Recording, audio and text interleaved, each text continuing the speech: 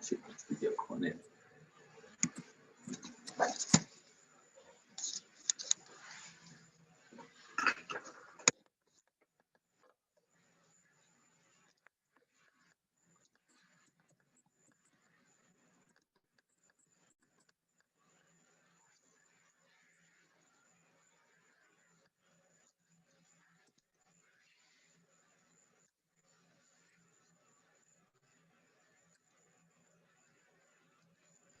Buenos días, John.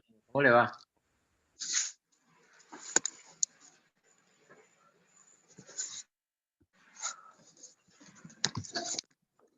Aquí escribamos.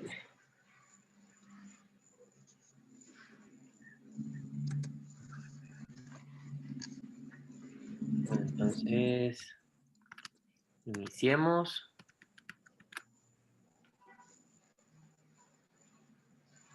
Perfecto. Muy bien. Bienvenidos, entonces, una vez más a su proceso de formación especializada en convenio entre la ESENA, ACOPI y Fundain Caribe. Mi nombre es Giovanni Díaz Bustillo. El día de hoy vamos a trabajar con lo que tiene que ver con relación a las habilidades transversales de las personas que ejercen el control de las finanzas territoriales. Este tema se encadena perfectamente con el tema que estuvimos viendo en nuestra pasada sesión y el que continúa. Aquí nosotros hacemos mucho énfasis en lo que tiene que ver con el control interno, ¿sí? Y la forma como se articula este dentro de la organización. Nosotros, las personas que hacemos parte de todo esto, no somos un ente de control y vigilancia, no lo somos. Simple y sencillamente somos personas que participamos, que somos parte activa de este proceso de vigilancia y control. Es importante que nosotros sepamos cuáles son los retos que esto implica, ¿sí? El manejo y el dominio de estos temas, ¿sí? Ya que son temas que generan, exigen un pensamiento crítico, una adaptabilidad, una autorregulación, y el conocimiento de esto es indispensable para entender cuáles son las limitaciones que nuestro cargo tiene, ¿sí? Para evitar problemas. Si estamos trabajando en el sector público, en dado caso que estemos en el sector privado, pues es sencillo, no hay ningún inconveniente. Esto también se aplica, algunos lineamientos al sector privado. En el sector privado, recordemos que también hay control interno. En una empresa de 3 personas, donde está el gerente, propietario, administrador, él es el que ejerce el control interno. Sí, muy bien. Listo, entonces estas habilidades transversales tienen en este caso un enfoque a través del control interno, ¿sí? A través del control interno lo que se busca es promover el mejoramiento continuo de las entidades. Por ello, se deben establecer acciones, métodos y procedimientos de control y de gestión de riesgo, así como mecanismos para la prevención y evaluación de este. Es decir, no es solamente prevenir una acción o un procedimiento de control. Hay riesgos que están inmersos dentro del diario vivir. La cuestión es qué voy a hacer para actuar en el momento que eso se presente. Por ejemplo, tenemos el riesgo de caernos cuando caminamos. Listo, ¿y qué voy a hacer si pierdo el equilibrio y me voy a caer? ¿Sí? Si estoy en ese proceso de que estoy cayéndome, ¿qué voy a hacer? Entonces la cuestión es algo inmerso que está dentro de nuestro diario vivir. Entonces aquí también tenemos que establecer ese tipo de acciones. No solamente son los riesgos, sino qué acciones voy a tomar en el momento que se presente una determinada situación. De ahí es que el control interno es la clave para asegurar que de ahora en adelante vamos a llamar el MIP, que es el modelo integrado de planeación y gestión. Ese modelo integrado de planeación y gestión cumple varios propósitos de los que se encuentran aquí articulados. Este MIP ayuda a controlar la entidad, ¿sí? Pero él se articula con estos elementos que tienen acá, con políticas de control interno, ¿sí? Dentro de las cuales tienen dimensiones tales como el ambiente de control, la gestión de riesgo institucional, y entendiendo el ambiente de control y la gestión de riesgo institucional, ya se presentan unas acciones de control, unas actividades de control. ¿Sí? A partir de estas actividades de control, yo tengo que iniciar mi proceso de información y comunicación, monitoreo y supervisión. Entonces, digamos que esto se vuelve cíclico. ¿Sí? En principio, ¿qué debo hacer? Asegurar un ambiente de control, fortalecer el mismo y asignar responsables. Digamos que en este momento es cuando estamos estructurando, ¿sí? Posteriormente, aseguramos la gestión de riesgo institucionalmente e iniciamos unas actividades de control, ¿sí? Recuerden que el control lo que busca es fortalecer una gestión, fortalecer todos los elementos que nosotros hemos identificado al principio, de tal manera que estos no ocurran y de ocurrir se minimice. Entendiendo que esto es una realidad, pasaríamos ya a la parte de comunicación y el sistema de monitoreo y supervisión. Entonces, fíjense que esto se convierte en un ciclo en el cual ustedes constantemente estarían pasando de un lado a otro. Bien. Entonces, el modelo integrado de la planeación, este modelo integrado de la planeación y gestión, está fundamentado en el modelo estándar de control interno, en el MESI. ¿Conoce usted algo acerca del MESI, señor Eugenio?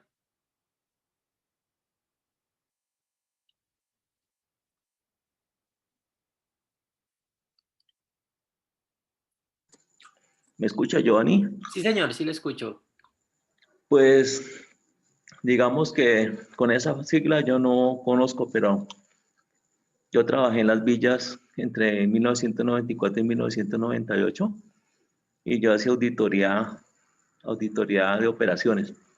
Más que todo verificaba, pues nosotros tenemos unos procedimientos de control interno que hay que verificar que se cumplieran con los procedimientos de cuando habían aperturas de cuentas, para manejar los topes de caja, procedimientos para apertura de CDTs, toda esa parte.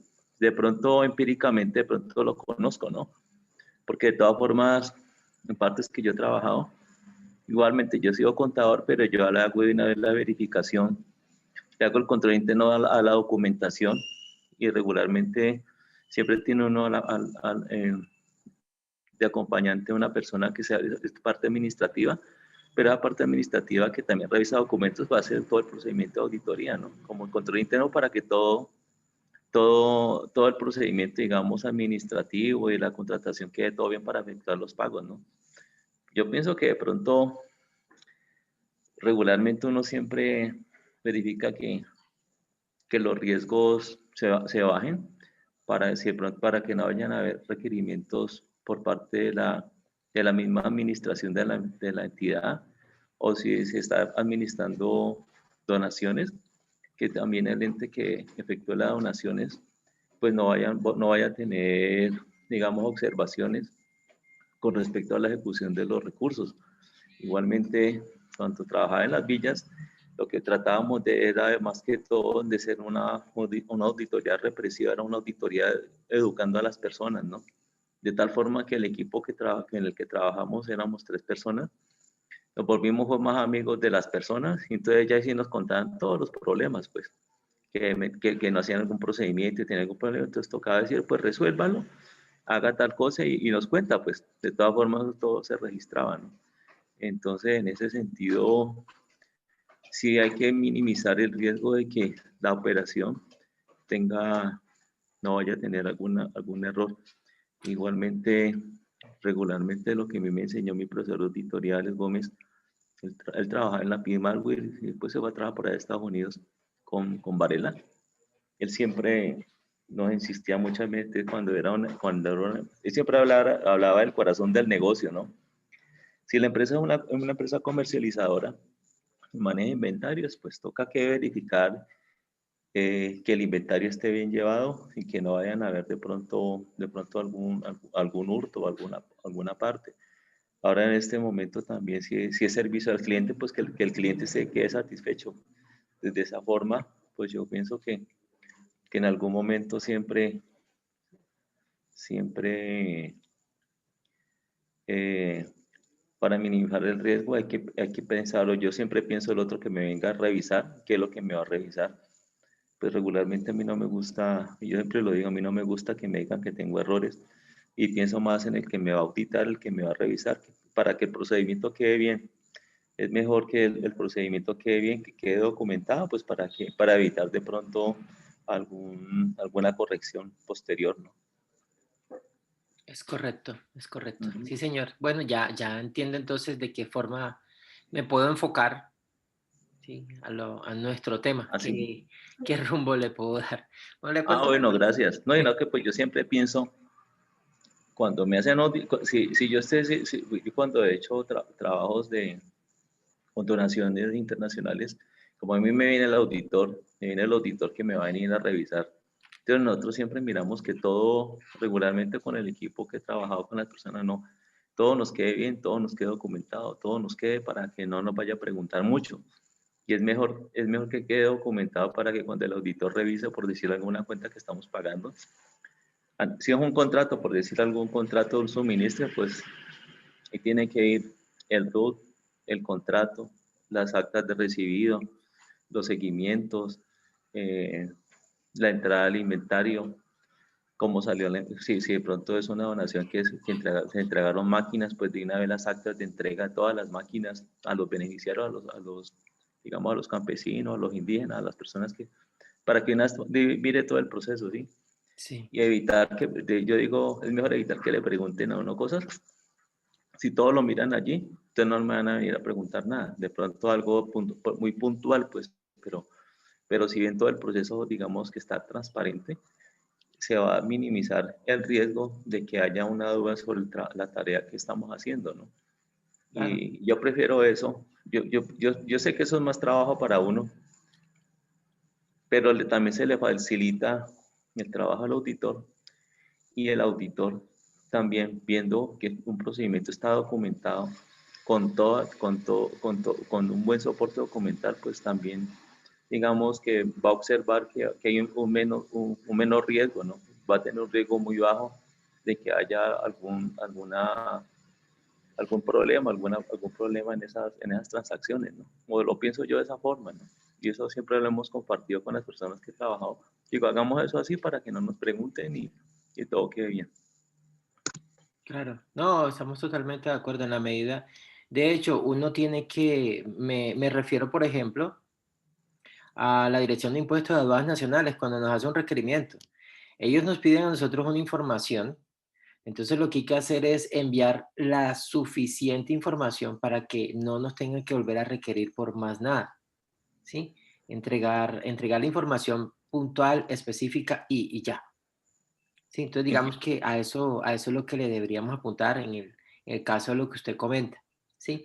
Y sí, es cierto, cuando nosotros, cuando nosotros hablamos del control interno, ¿sí? Nos debemos referir también a que este control interno tiene unos lineamientos basados en un modelo estándar de control interno, en el MESI. El MESI, al igual que el COSO, son estructuras que han sido implementadas desde hace mucho tiempo a nivel internacional y en Colombia nosotros las hemos aplicado en el sector público, ¿sí? Solo que ese modelo estándar de control interno que ya implementaron todas las entidades ahora tiene que ser actualizado a través del modelo del MIP. ¿Sí? Digamos que el MIP lo que está haciendo es que está mejorando este modelo estándar de control interno. ¿Para qué? Para que a través de este modelo los parámetros de acciones, políticas, métodos, procedimientos, mecanismos, prevención, verificación y evaluación se trabaje en pro de una mejora continua. ¿Sí? Y hay un autocontrol, digamos que en esta parte se genera mucho autocontrol. Entonces ellos establecen unos lineamientos y unas dimensiones que son las que creo están aquí a continuación. ¿Sí? Sí, como lo habíamos dicho, aquí un proceso de autogestión, autorregulación y control. Y se articula a través de unos parámetros, como unas líneas de defensa. ¿Qué es lo que permite estas líneas de defensa? Las líneas de defensa lo que esperan es que haya una ayuda para que inmediatamente no se presente la contingencia, ¿sí? La contingencia es alivianada, es disminuida a través de esto. Por ejemplo, tenemos acá una primera línea de defensa que está conformada por el área de control interno o quien hace sus veces, ¿sí? En el gráfico. En esa primera línea de defensa hay una cantidad de trabajos y hay unos controles que son gerenciales. Previa a todas estas tres líneas de defensa hay una línea estratégica. Desde aquí nacieron las tres líneas de defensa, ¿sí? ¿A quién tenemos en esa línea estratégica? A la alta dirección, al Comité Institucional de Coordinación de Control Interno. Sin embargo, estas personas están tan arriba, pero tan arriba, que no alcanzan a ver el sucio de sus zapatos. Por lo que la sugerencia es que si van a diseñar un modelo estándar de control interno, articulen esa línea estratégica con las personas que hacen parte de su equipo de trabajo, a estas personas, ¿sí? Posteriormente ya se asigna la responsabilidad.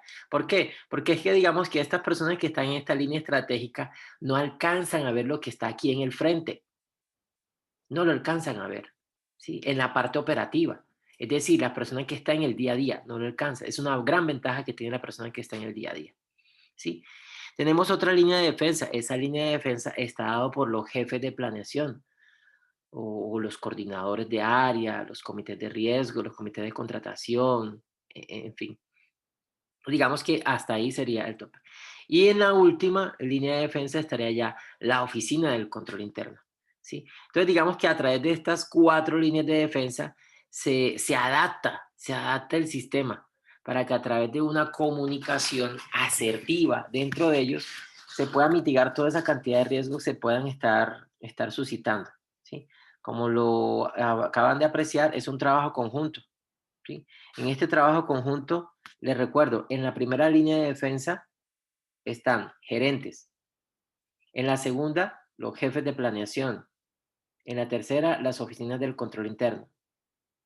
¿Y qué es lo que quiénes están en la tercera línea de defensa? Es decir, en la oficina de control interno, el que está manejando ambiente de control, evaluación de riesgo, actividades de control, información y comunicación y actividades de monitoreo. O sea, ellos son los que están haciendo las evaluaciones constantes. Y en el centro de todo está la línea estratégica, ¿sí? Hay muchas situaciones que se pueden estar gestando. La idea es que a través de este sistema podemos evitar ellos, ¿sí? La segunda estructura también de control interno es una basada nosotros tenemos MESI y COSO. El MESI y el COSO son los dos parámetros de control interno establecidos a nivel internacional. El otro, en el COSO, nosotros tenemos estas directrices en las cuales tengo unos componentes de ambiente de control, evaluación de riesgo, actividad de control, información y comunicación y actividad de monitoreo. Mire que son muy similares, ¿sí? Ella define que en el ambiente de control tengo un equipo de alta dirección. Mientras acá tenemos 4 frentes, 4 líneas de defensa, aquí tengo 5 componentes. Tengo una alta dirección en este ambiente de control, ¿sí? En la evaluación de riesgo, pues aquí tengo un tema dinámico y en verdad es así, eso está cambiando, ¿sí? Yo necesito para poder determinar la evaluación de riesgos personas desde el área gerencial hasta el área operativa, ¿sí? Como les había dicho en un principio, cómo se presenta y cómo se mitiga el riesgo. En las actividades de control tenemos acciones determinadas por la entidad, expresadas en políticas, procesos, procedimientos, que es lo que el señor John Enio comentaba. Sí, vean, nosotros tenemos un procedimiento para hacer esto, esto y aquello. Para el ingreso, creo que en lo que usted estaba indicando había mucho del sistema de administración de riesgo de lavado de activos y financiación del terrorismo, dentro de los cuales se le hacía seguimiento a operaciones superiores a 10 millones de pesos o a $5,000, etcétera. Sí, entonces digamos que esas son las políticas que se establecen, ¿sí? La otra es en la información y comunicación, donde se asignan unos controles de la gestión, ¿sí? que permite que podamos entender cuál es nuestro rol y nuestra responsabilidad. Es decir, que constantemente nos estén recordando y que hagamos la rendición de cuentas. Y como siempre, mi actividad de monitoreo.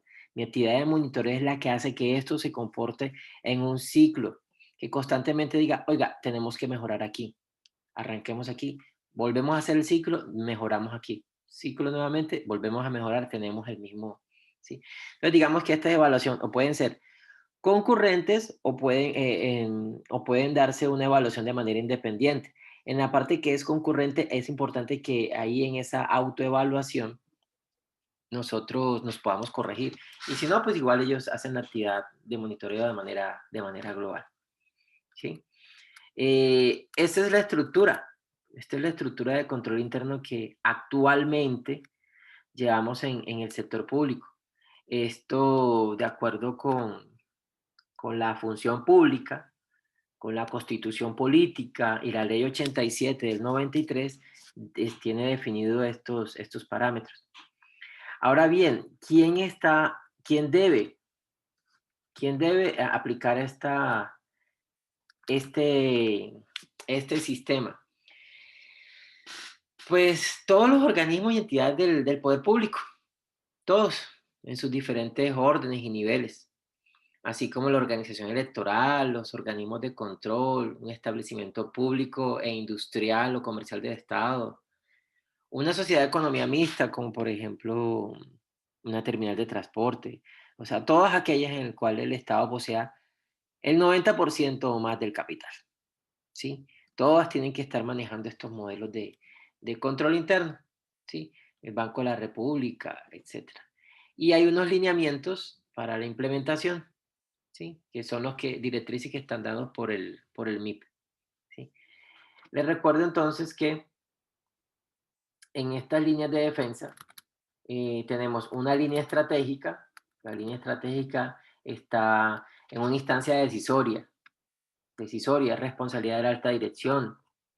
Su rol principal es analizar los riesgos y las amenazas institucionales que puedan afectar el cumplimiento estratégico, ¿sí? El aspecto clave del sistema del control interno en esa línea estratégica sería el fortalecimiento del comité institucional. Digamos que es reuniones para verificar el control interno, aumentar su periodicidad, evaluar los esquemas de cada línea de defensa, incluyendo la misma línea estratégica, ¿no? Entonces se autorregula. Se definen los reportes, ¿sí? Entonces ya estamos hablando de las últimas líneas de defensa, se definen los reportes, se define y se evalúa la política de administración de riesgo, o sea, cuánto. Cada uno de nosotros tiene riesgos, o sea, administra riesgos, ¿sí? Por decir algo, uno dice, ¿hasta dónde? Voy a llegar tarde a mi casa. ¿Hasta qué hora usted va a llegar? ¿Hasta dónde usted va a asumir riesgo?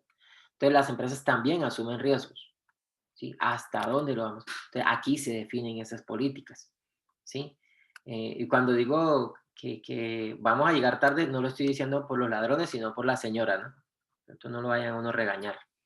Entonces uno sabe ya hasta dónde extiende el riesgo, ¿no?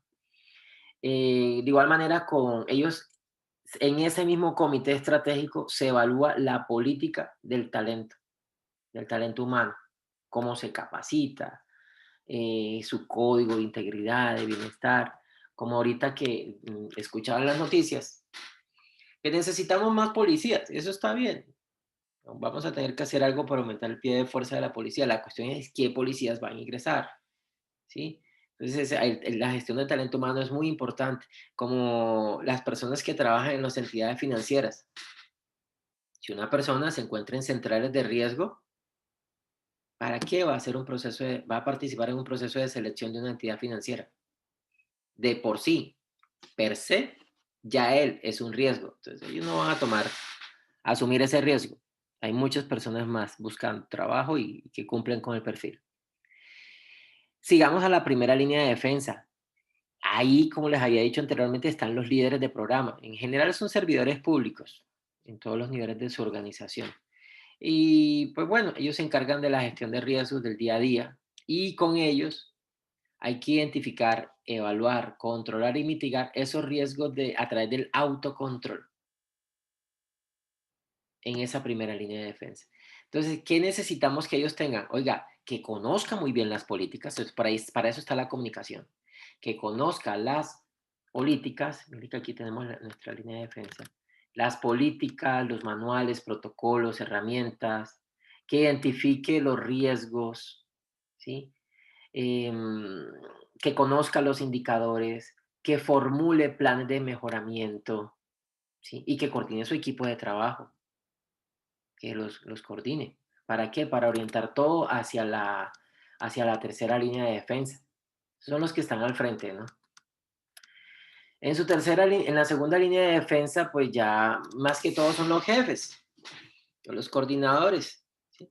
Entonces, su rol principal es asegurar que los controles de riesgo de la primera línea de defensa sean apropiados. Entonces, la dama o el caballero está muy pendiente de cómo va ese proceso, ¿sí? En cómo se debe mejorar, cómo se debe hacer la autogestión, cómo va el proceso de autogestión, ¿sí? Esa línea de defensa tiene los siguientes parámetros. Primero, la persona es de una línea de media o alta gerencia dentro de la organización, ¿sí? Esta persona responde a la alta dirección y ella evalúa y efectúa el seguimiento a los controles aplicados en la primera línea de defensa, es decir, su equipo, sus subalternos directos, ¿sí? Los aspectos claves, siga. Muchas gracias. Los aspectos claves para el seguimiento del control interno en la segunda línea de defensa corresponde al aseguramiento de los procesos de la gestión de la primera línea de defensa, ¿sí? Ellos qué deben hacer, este grupo debe consolidar y analizar todos los temas que fueron procesados en la primera línea de defensa para más que todo rendir cuentas al estratégico, ¿sí? A la línea estratégica. Y asesorar, estar pendiente de qué necesita la primera línea de defensa. ¿Con respecto a qué? A sus riesgos, a sus planes de mejoramiento, a los indicadores de gestión, ¿sí? Y finalmente, en la tercera línea de defensa, ya está a cargo de los jefes de control interno, ¿sí? ¿Ellos de qué se encargan? Liderar el tema estratégico, enfocarse a la prevención y evaluar la gestión de riesgo, cómo les está yendo a todo el equipo de trabajo, ¿sí? Ese es su trabajo. Esto lo hacen a través de su rol de asesoría y de orientación. Sí, ellos tienen que hacer lo que indicaba el compañero, tienen que asesorar, acompañar y vigilar que no estemos cometiendo errores y en la medida en que cometamos errores, corregirlos inmediatamente. Bien sea revisándolo con dependiendo de lo que ellos encuentren, tendrían que dirigirse a la línea de defensa segunda, a la línea de defensa primera o directamente con la línea estratégica. Es una decisión que ellos deben tomar, dependiendo la gravedad, porque a través de su monitoreo ellos se dan cuenta de esto. Ellos tienen, incluso ellos hacen parte del proceso de formación de la alta dirección, imagínense ustedes. O sea, forman a todos. Forman e informan. Forman a la alta dirección e informan sobre los hallazgos y las recomendaciones que existan. ¿Sí? Entonces es interesante el trabajo que hacen esos jefes de control interno. Bien, junto con ello tenemos, aquí estoy, sí, manejamos la conciencia del control con el recurso humano. Sí, claro. No hay, no hay otra manera. Creo que de todas maneras es una forma eficiente como se puede ejercer el control. A través del autocontrol se puede minimizar todos los procesos. A través de la concientización del recurso humano, nosotros evitamos acciones correctivas. ¿Sí? Eso es lo que se requiere, señor John Eddy. Bien, entonces, iniciemos. Hagamos un breve recorderis de cómo se hace una implementación de un componente de control. ¿Sí? Primero, bueno, tenemos que asegurar un ambiente de control. ¿Sí? El ambiente de control lo que se busca es asegurar un ambiente de control que permita disponer de las condiciones mínimas para ejercer el control interno. Y eso se logra con liderazgo, siguiendo los lineamientos de la alta dirección y del comité institucional que se haya creado para tal fin. ¿Sí? ¿Esto cómo lo podemos garantizar? Primero, bueno, el compromiso, los valores, la integridad que tengamos dentro de la entidad, los principios del servidor público, ¿no? ¿Sí? Ahí es donde se complica un poquito la situación porque tenemos que revisar cuáles son los intereses. ¿Cómo se hace para manejar los conflictos de intereses? Las partes relacionadas, ¿sí? Hay que tener un uso adecuado de la información privilegiada y hay otros estándares éticos, ¿sí? Que si no se llevan a cabo, pues pueden implicar riesgos. Yo creo que aquí tenemos para hablar horas acerca de casos donde han roto todos esos estándares éticos y seguirán haciéndolo. Entonces es recomendable evaluar cómo están estos incumplimientos de las conductas de integridad, ¿sí? Bien, otro objetivo que se puede desarrollar en el ambiente de control es asegurar que los mecanismos de supervisión sean apropiados, ¿sí? Que la estructura, las facultades y las responsabilidades se estén revisando constantemente en todos los ambientes y los niveles organizacionales. Que se establezca una adecuada planeación estratégica, ¿sí? Eh, el que facilite el seguimiento y la aplicación, los controles y el cumplimiento de manera razonable de estas políticas.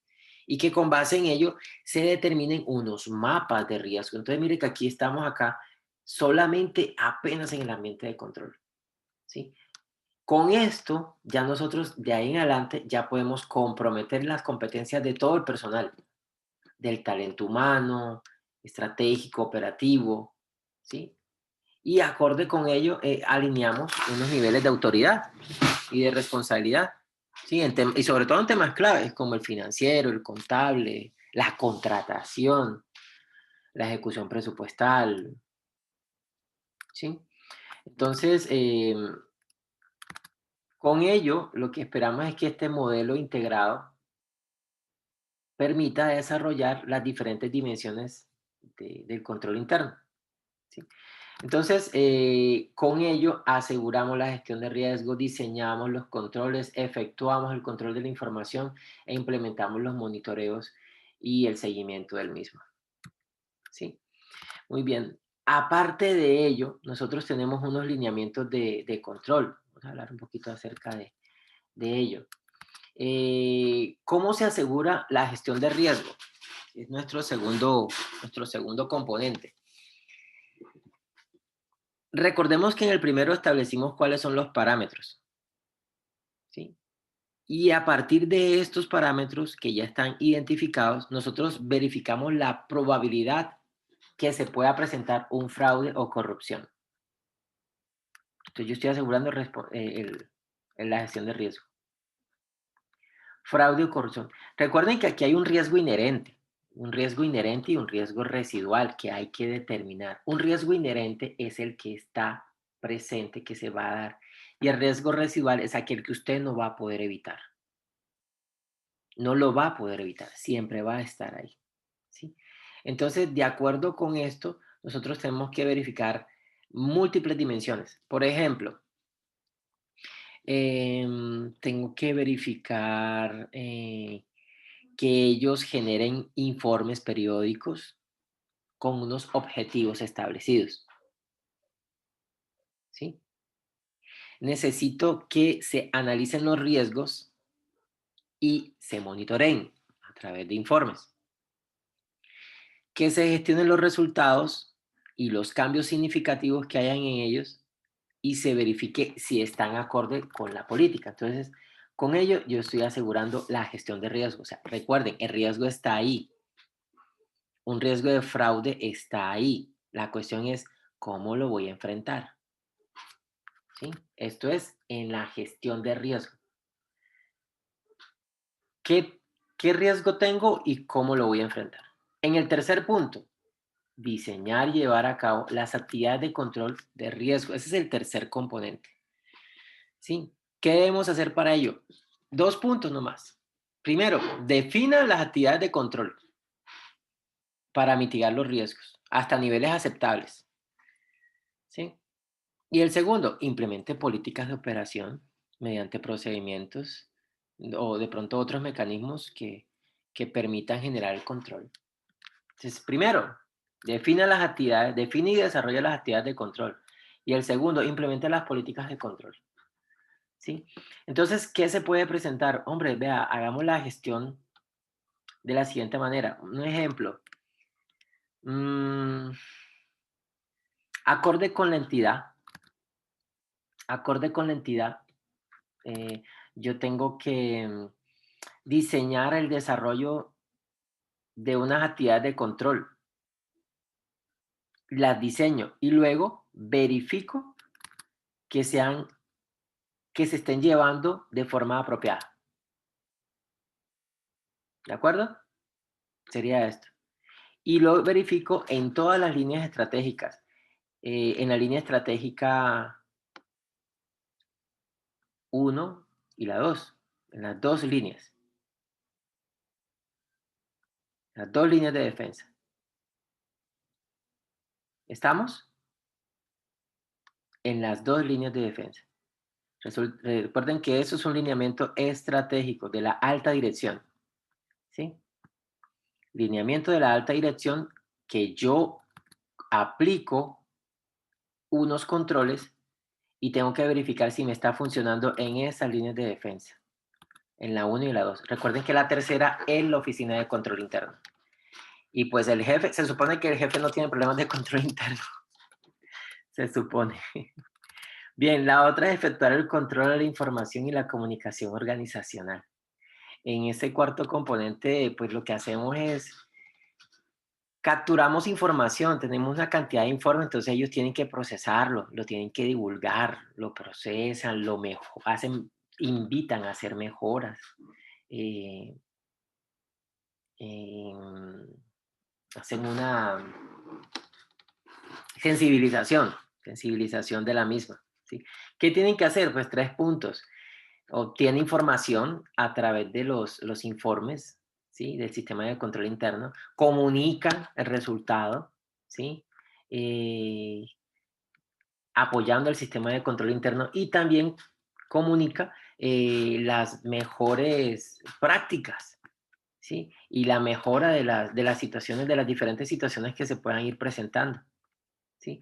Entonces, ¿qué podemos encontrar dentro de él? Vean, nos pueden decir, hay comunicaciones internas, para facilitar o para ser más claros.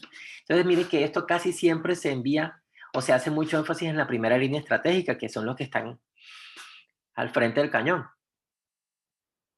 Otra puede ser una comunicación con el exterior, ¿sí? Entonces, indicando, oiga, mire, tenemos una ley de transparencia, entonces nosotros no nos permiten recibir regalos, no permiten eso, no permiten aquello, ¿sí?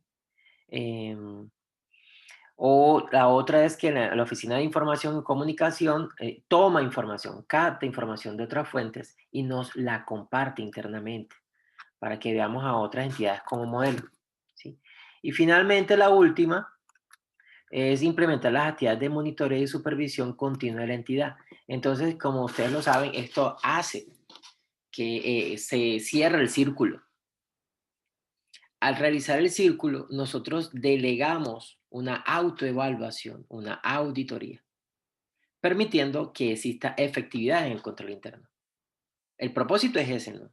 Que haya efectividad en el control interno, que cada uno se autorregule, ¿sí? Que haya efectividad y eficiencia en los procesos, ¿sí?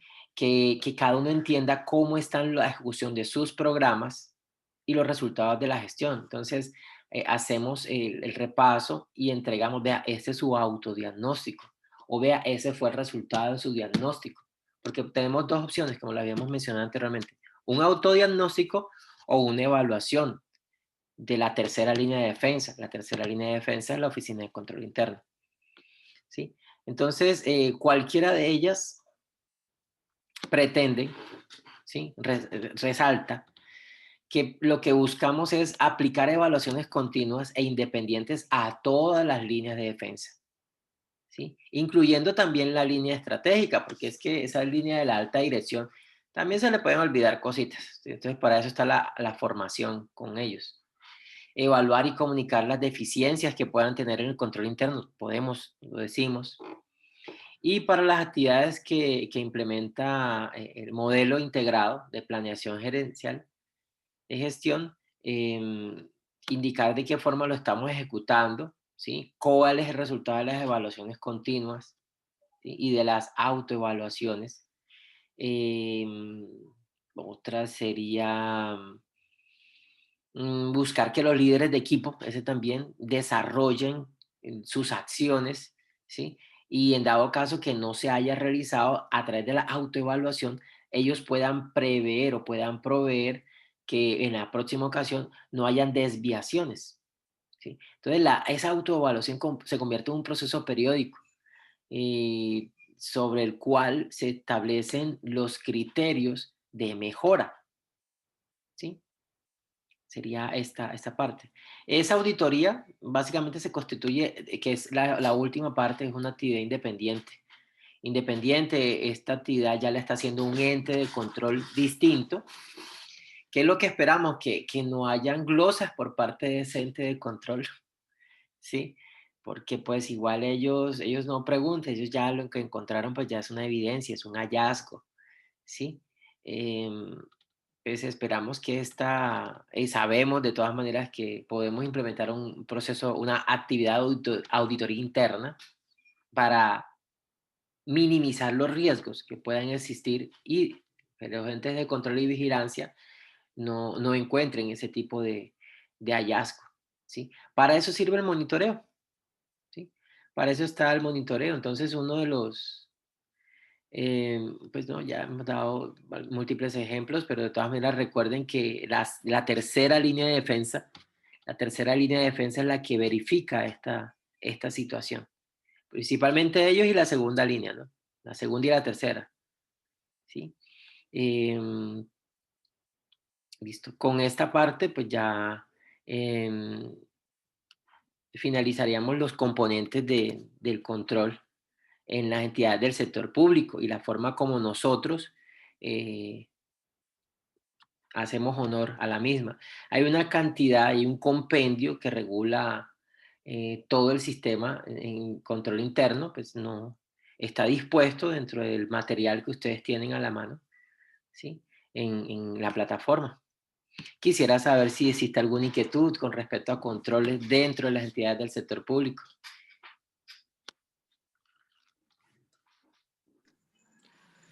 No, por ahora no, Giovanni, gracias. Perfecto, muy bien.